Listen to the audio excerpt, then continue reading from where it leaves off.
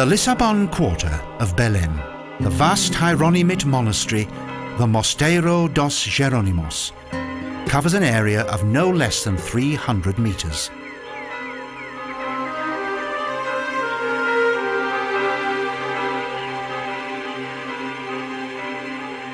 At one time, its beautiful facade was situated close to the banks of the Tejo. The river flows into the nearby Atlantic Ocean.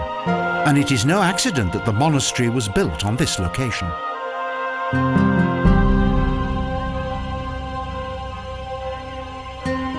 King Manuel I wanted the monastery to highlight the importance of religion for the seafaring nation of Portugal at the beginning of the 16th century.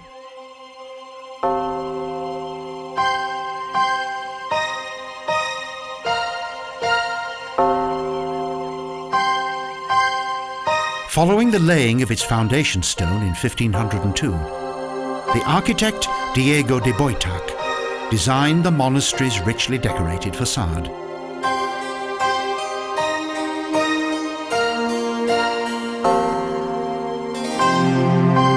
However, the architect's late Gothic influence soon mingled with Manuelic elements of the early Renaissance period.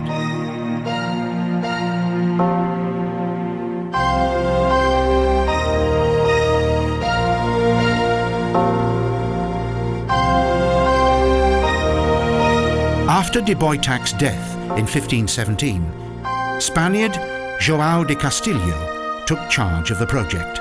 He introduced innovative carving techniques and a new plateresque design.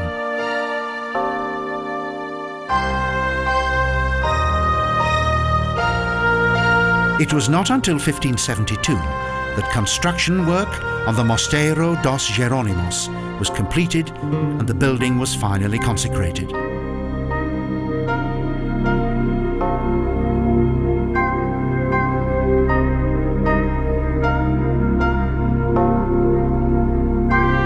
Prior to the construction of this splendid monastery, a Christian church was once located on this site.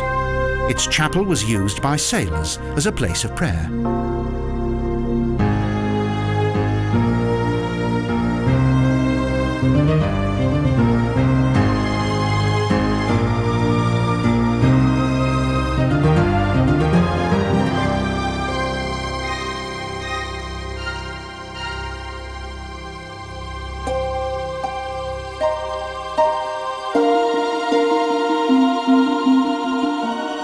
The extravagantly designed relief of the splendid south portal depicts numerous scenes and symbols of the life of Holy Hieronymus.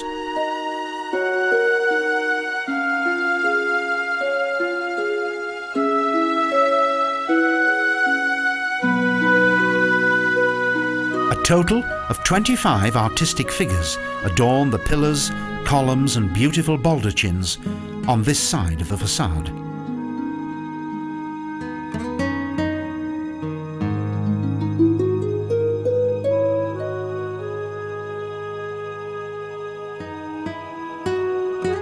Henry the Sailor, donor of the tiny Maria Chapel that was the first structure within the actual monastery area, watches over the portal.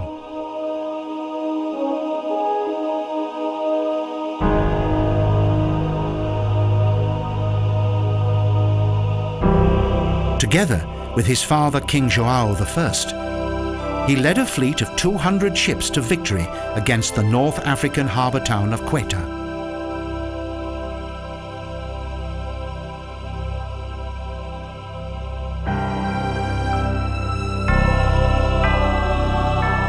Portugal was a mighty sea power. Courageous voyages of discovery led to the development of trade on newfound continents.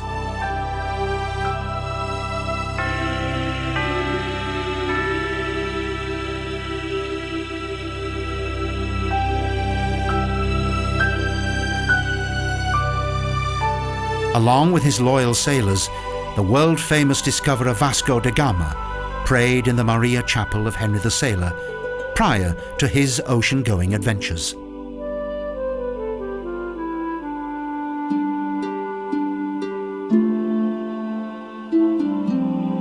Trade with the East soon brought with it a new level of prosperity. Thus, the cloister of the Hieronymite monastery also profited from this.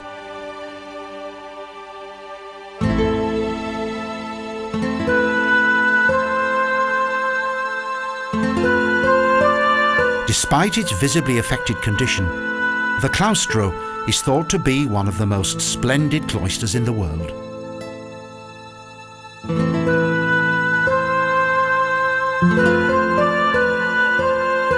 Both its architecture and decor are in strict Manuelic style. With each of its side lengths of 55 meters, its proportions are pleasantly harmonious.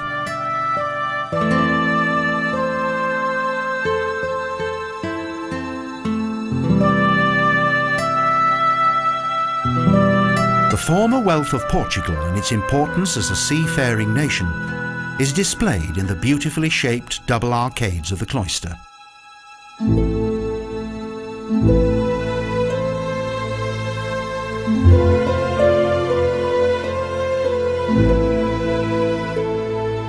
While de Castillo designed the upper area, the lower area dates back to Diego de Boitac.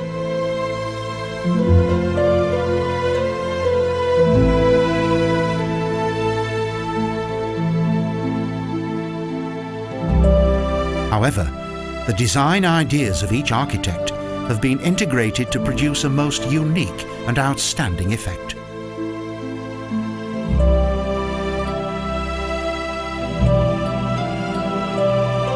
Ribbed Gothic vaults support the ceiling of the church that dates back to the 16th century. Coloured glass windows create a breathtaking spectacle of light.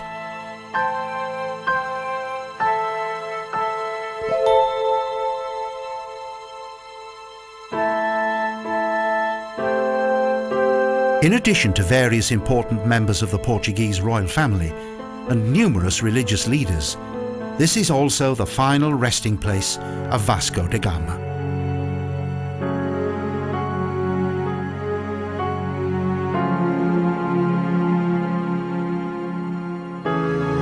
It is thought that a mausoleum for the Manuelic dynasty was once planned to be built here. Nevertheless, the lion, the heraldic animal of the Holy Hieronymus, is ever present.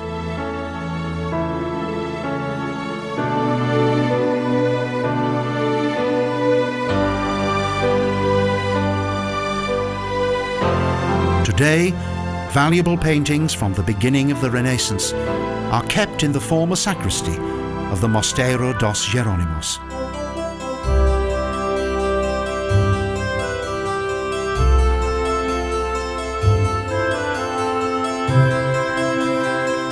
The monastery was not the exclusive domain of monks, as the Knights of Christ Order, a powerful and wealthy fraternity, once held their meetings here.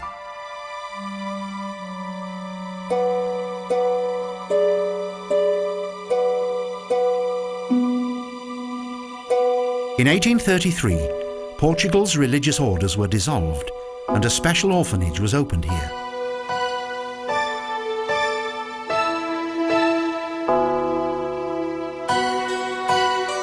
In 1940, the historic significance of the monastery was re-established.